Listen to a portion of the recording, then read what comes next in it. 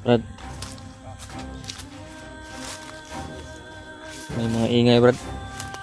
May mga busis mapula sa noo. Kilala mo yan Brad? Ha? Yan yung mga commander mo. Ano, pula yung may pula sa noo Brad. May pula sa noo. Dito pa rin po kami mga tol sa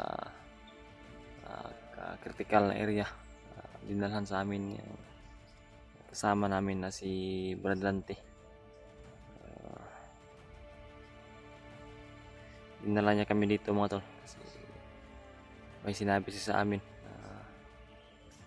Dito na po yung dinalhan ng mga anak namin at dito na dinaan yung anak namin, anak ni Brad at anak ko. At ngayon mga tol, masaya kami na nakita namin si Brad Lante. Buo yung loob at may puso talaga na tutulong sa amin pangailangan para makita yung anak namin, makita yung anak ko, makita yung anak ni Brad.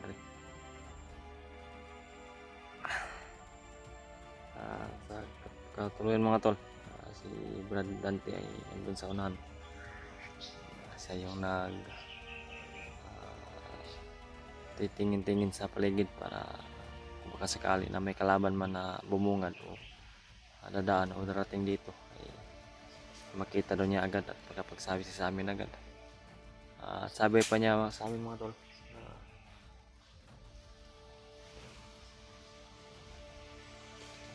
handa po siya talaga kikitil ng buhay para sa patunay na totoo talaga yung pagtulong sa amin.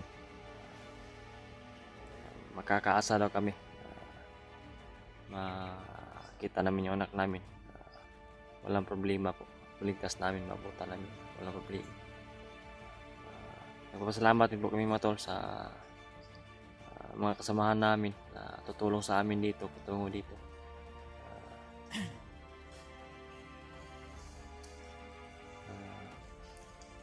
May nakontak po sa akin, tutulong na po siya, si Brad Jewel po. Kausap kami na di lang katagalan, pero sabi niya sa akin re-rescue na siya, re-rescue ko siya dito.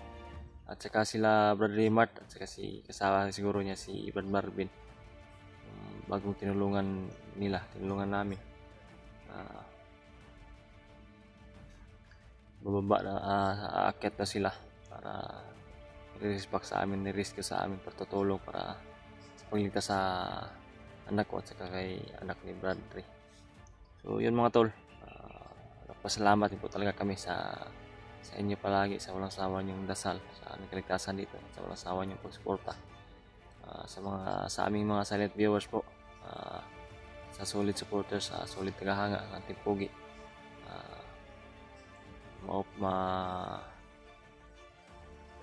Salamat po talaga sa inyo. Sana ay patuloy pa rin kayo na susuporta sa amin para sa kaligtasan namin dito sa bundok.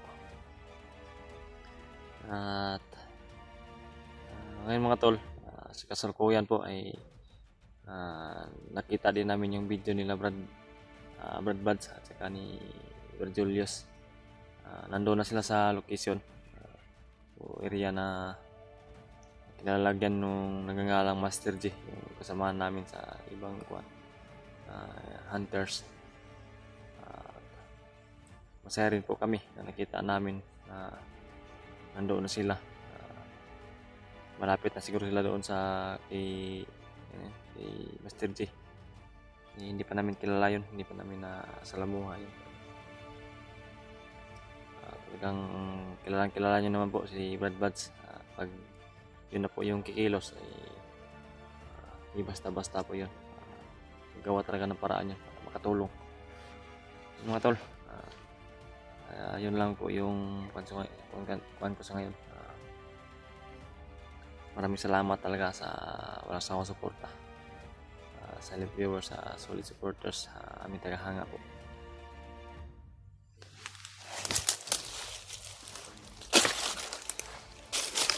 Mga tol, puntahan natin si Brad Ray.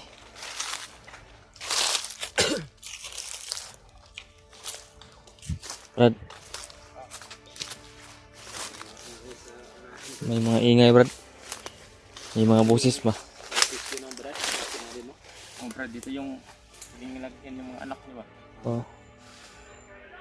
Oh, Dito naman yung dinala yung mga anak ko dati. dito. Yung nakarang araw. Nyo dinala. Kasama ko sa pagdala dito, Brad.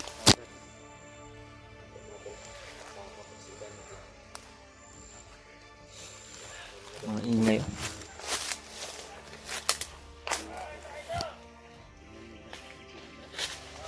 Pagkakilala mo, Brad. Tingnan mo, Brad.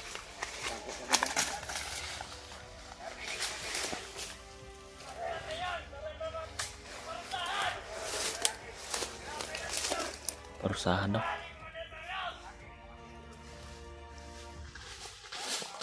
May mga pula sa noo. Kilala mo yan, Brad? Commander ko yung dati, Brad. Ha? Yan yung mga commander mo. Yan o, pula yung may pula sa noo, Brad. May pula sa noo ba? Relax ka lang, Brad. Kalma lang, Brad. Sarili mo. Hindi namin pababayaan, Brad. Hanap ka nila. Gusto nila na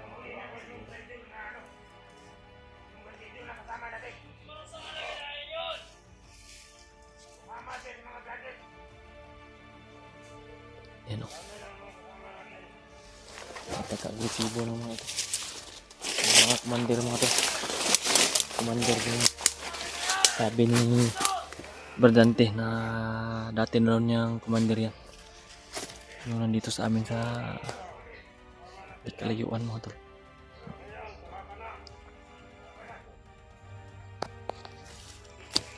Brad, relax ka lang, Brad. Kalma ka lang. Once na nasa kamay ka na namin ay di kami papayag na mahuli ka nila o mahuli tayo dito. Tago lang muna tayo, Brad.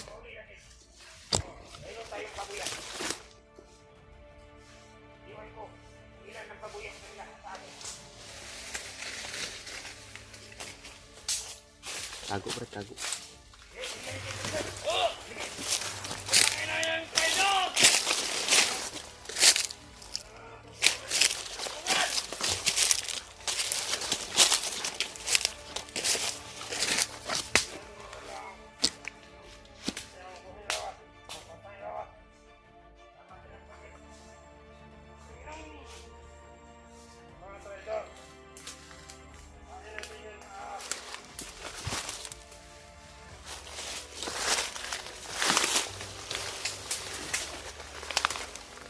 Kita ko lang yan! Kapakain ka talaga!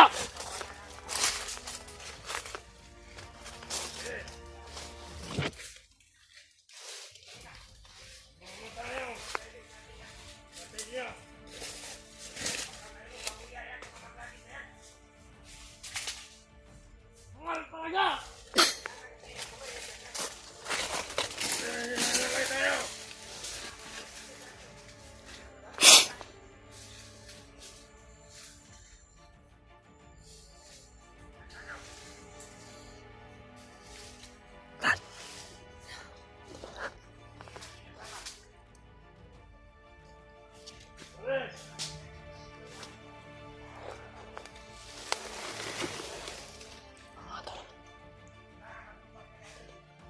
Buti hindi kami nakita dito. Paparusahan ka talaga! Steady ka lang yan, Brad. Brad, standby ka lang dyan.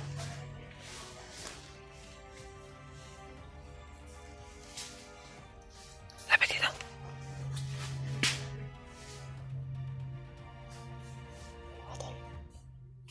Dito sila umaligid sa amin sa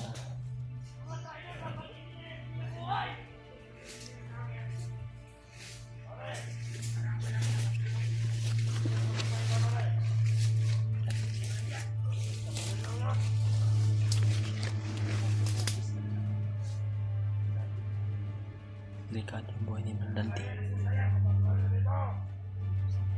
Tinatulis na talaga yung buhay niya. May patong sa ulo na si Bardante. Brad, may patong ka na sa ulo, Brad. Delikado na yung buhay mo ba?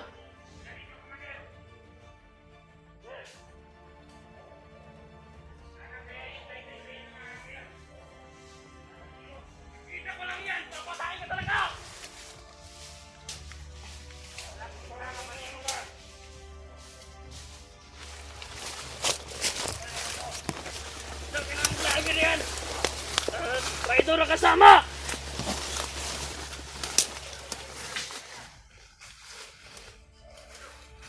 Yan mga tol, tamaan lang sa kaya namin.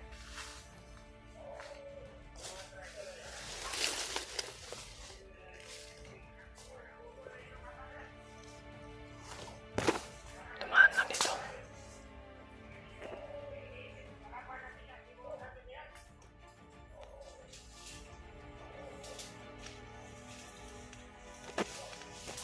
Napaka-critical lang irin na napasok ng mga tol. Delikado yung buhay ni Dante dito. May patong sa ulo na po yung buhay niya. Brad, paikot-ikot lang mga kalaban dito, Brad. Delikado yung buhay natin, ba? Siguro na yung bilang ko lang ng tulang na kaya hindi ko kakayanin. Baka hindi ikot. Ito nakita ko isa. Ini. Kini.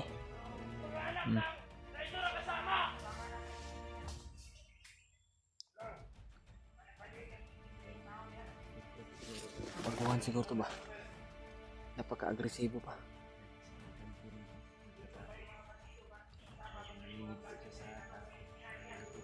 Bae ang kinahin niya!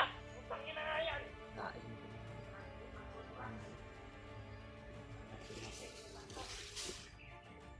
Mga tala. Rinig niya po yung mga usapan ng mga bandido. Hinahanap talaga nila si Brad Dante. At kami ay malaki na po yung patungin sa buhay namin. Malaki na po yung pabuya sa amin para kung makasakali na mahuli man kami, madala kami kay Commander Bagnot. Dapat ay triple ingat talaga kami dito mga to.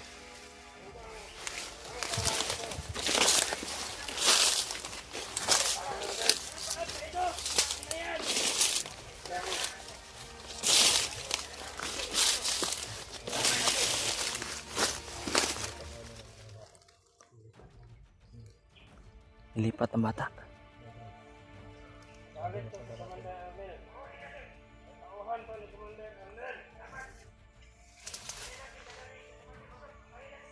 Oh!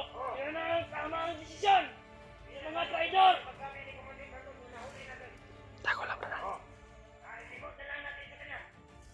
Dahil hindi natin nakita! Pwede! Pwede!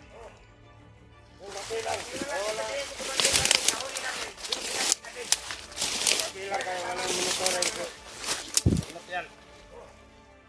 Yan na natin ilibang buhay. Yan, direct. Parang ulol!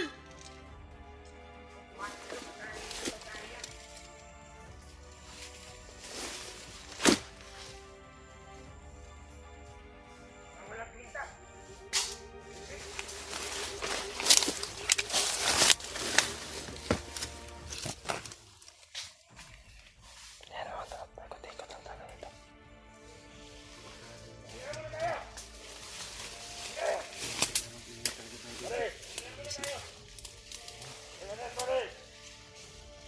Tingnan mo na! Tingnan mo na tayo dito! Para mas maganda. Kasi nilalaman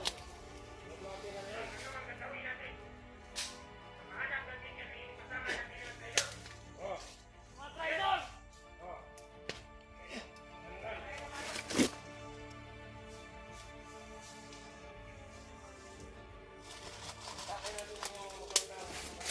Gapang tayo Brad.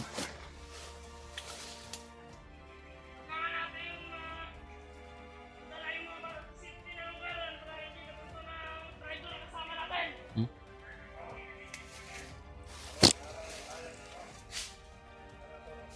Kalo din yung malayo na siguro yung mga bata. Ha? Nalipat na nata.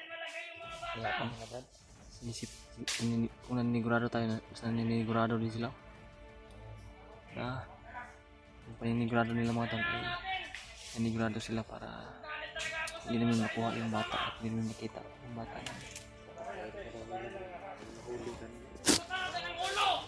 Tangin na yan! Buta ng ulo. Brad. Nakakatawa. Brad, kilala mo yung isa? Sobrang tapang magsalita ah. Bago na lang. Pag wala, Bago na yata. Ngayon lang. ngayon ka lang nagkakuanan. Yung malaking tao, yun yung commander mo. Oo, yung dalawang yan, Brad. Sa pagkakaalam ko, yung malaking tao na yan, yan yung nakahuli dati kay Kuya Bats. Parang yan. Yan yung muli kay Pagkas dati.